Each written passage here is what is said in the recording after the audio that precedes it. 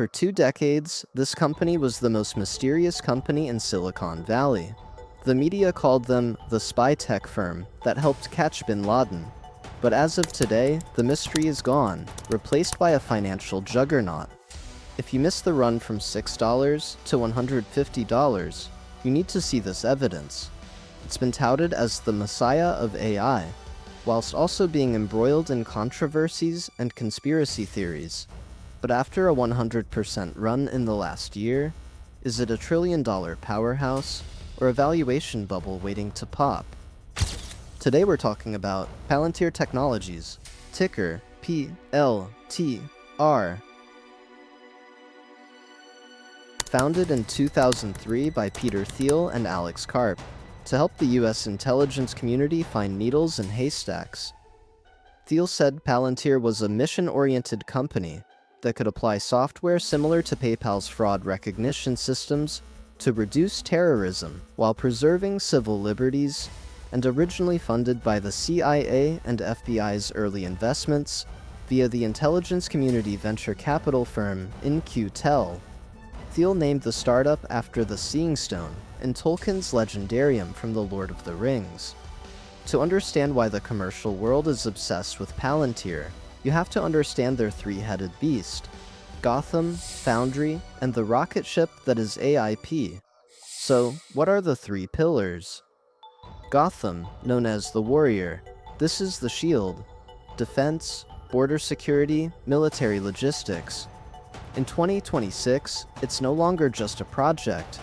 It's the backbone of US and allied defense, used primarily by government and military in applications such as finding targets, disaster relief, and border security.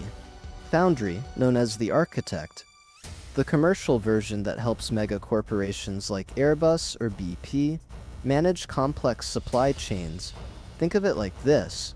How does Airbus track millions of plane parts? Foundry. It's a digital twin of a factory floor. And AIP, or the brain. This is why the stock doubled last year. AIP allows companies to use AI large language models, LLMs, such as ChatGPT, without leaking their private data. It's the agentic AI leader, where the AI doesn't just talk, it orders the parts and reroutes the ships. Unlike competitors who just store data, Palantir creates a digital twin of a business, allowing CEOs to ask, if the Suez Canal closes, how does it affect my profit in Chicago? And get an answer in seconds, which has transitioned the company from simply finding terrorists to finding profit.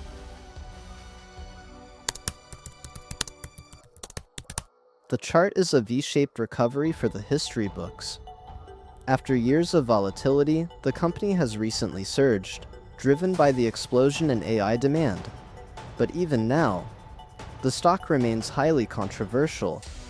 And to understand where Palantir is going, and the controversies surrounding it, we have to look at where it bled. In September 2020, Palantir skipped the traditional IPO and went for a direct listing. It opened at $10, marketed as the anti-Silicon Valley company. For a few months, it was the darling of Reddit with a cult following, skyrocketing to $45 in early 2021. But unlike traditional IPOs, where insiders have to wait 180 days to sell, the direct listing allowed employees and early investors, like Peter Thiel, to dump shares almost immediately. This created massive early volatility, and then, the floor fell out.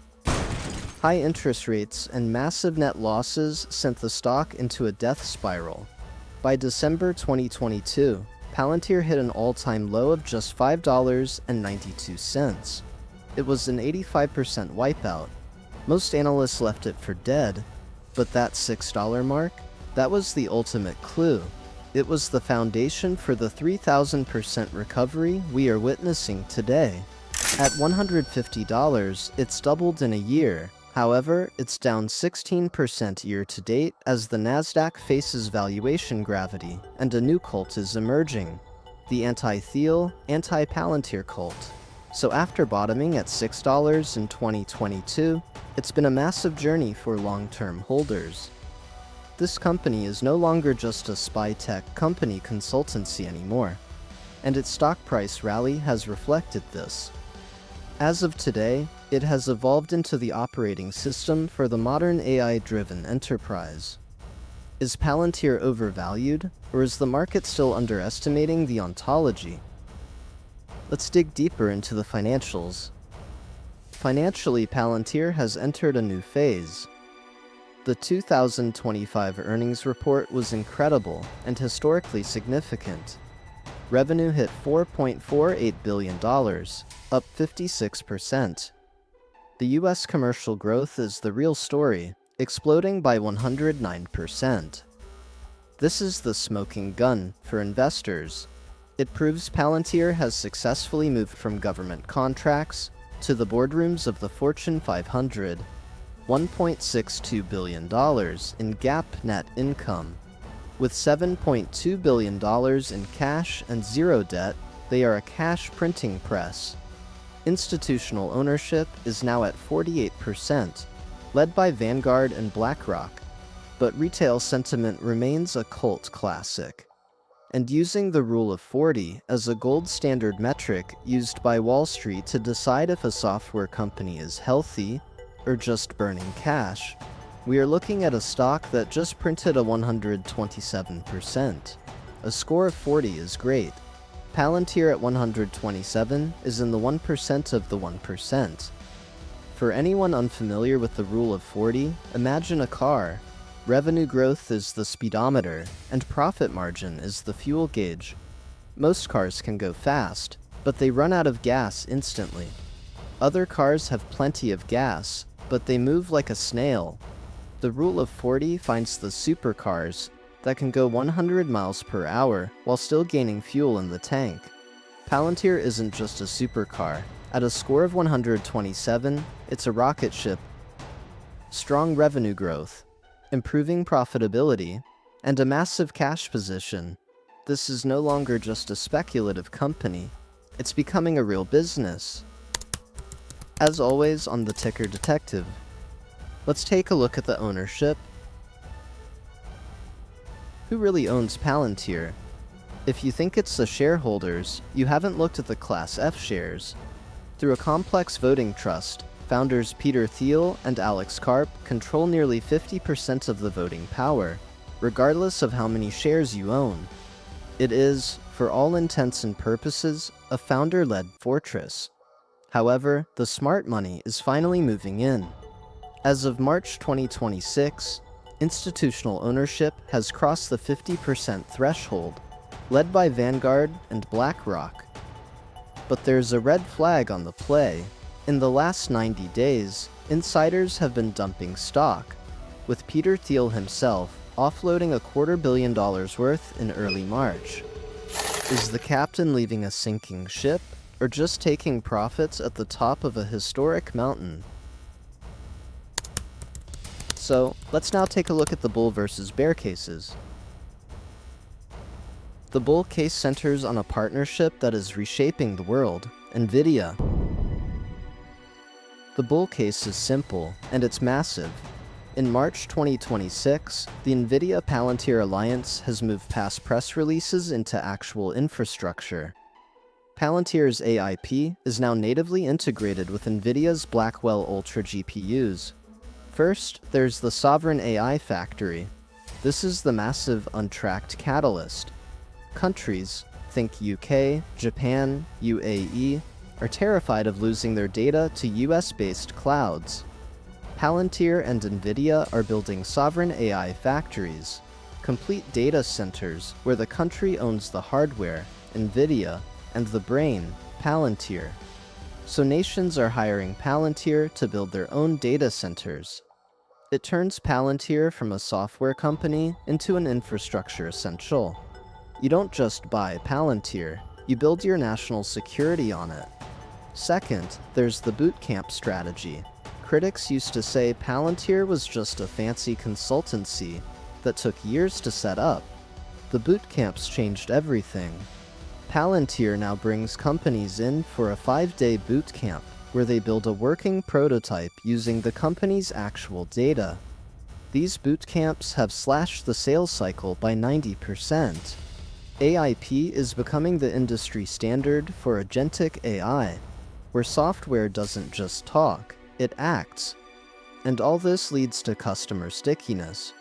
Once a CEO sees their supply chain fixed in 5 days, they can't go back. This is reflected in Palantir's 139% net revenue retention. Existing customers aren't just staying, they're spending 39% more every year. So what could be the bear case? Well, the risks are just as big. The bear's smoking gun is based on valuation. At 87 times sales, Palantir is the most expensive stock in the S&P 500 today. For comparison, the average S&P 500 stock trades at 3 times. And bears argue there's an Nvidia trap, that while Palantir is great, it's being priced like Nvidia, which sells the shovels everyone needs. But Palantir is just a software, which has more competition. And a good detective always follows the money. A massive $280 million share dump by Peter Thiel in early March has investors asking, does the founder think the top is in? Why is the smartest guy in the room selling? Some might say Thiel knows the valuation has hit a ceiling and is taking his chips off the table before a valuation gravity correction hits the Nasdaq. The risks are, at 80 times sales, one bad quarter could trigger a 50% drop. Factor in heavy insider selling, and the fear, uncertainty, and doubt starts to look real. If revenue growth slows from 70% to 40%, the stock could collapse, and yet at this valuation, it would still be considered expensive by historical standards.